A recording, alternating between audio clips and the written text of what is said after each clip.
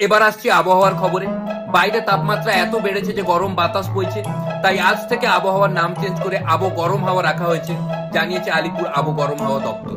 বাইরে এতটাই গরম যে কেউ তার স্ট্রাগল স্টোরি শোনাতে পারছে না, কেউ বলতে পারছে না যে আমি মাথার ঘাম পায়ে ফেলে পরিশ্রম করে চলেছি, কেননা মাথার ঘাম পায়ে পড়ার আগেই বাষ্প হয়ে উড়ে যাচ্ছে, যাকে আলিপুর আবো গরম হাওয়া দপ্তর জানিয়েছে এটা ঘাম বাষ্প, এক কথায় ঘাসপো। এরপরে গরম বাড়বে না কমবে এই সংক্রান্ত জানার জন্য যখন আমরা আলিপুর আবো গরম হাওয়া দপ্তরের সঙ্গে যোগাযোগ করি, ওনারা একটা খুবই গুরুত্বপূর্ণ তথ্য দেন।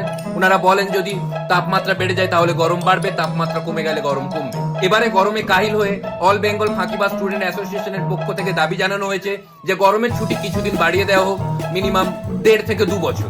পারলে পড়াশোনাই বন্ধ করে দেওয়া হোক, ওরা ডাইরেক্ট কলেজে উঠতে চায়।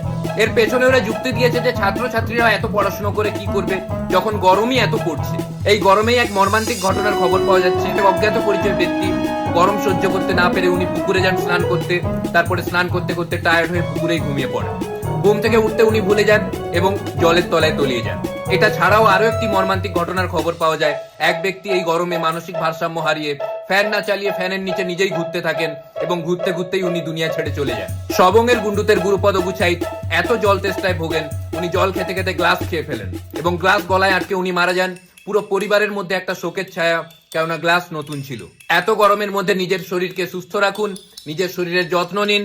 এই গরমে হার্টের প্রবলেম হতে পারে, তাই যাদের হার্টের প্রবলেম হচ্ছে তারা অন্য জায়গা থেকে বাজার করুন, গরমে হার্ট নাও বসতে পারে। এই গরমের মধ্যেই কিছুদিন পর থেকে শুরু হচ্ছে ভোট। প্রার্থীরা আশ্বাস দিয়েছেন আমাদের ভোটে জেতান, তাহলে আমরা কিছুদিন পরে সূর্য ঢেকে দেব। আজকের জন্য এতটাই, কেননা মারাত্মক গরম লাগছে। নমস্কার।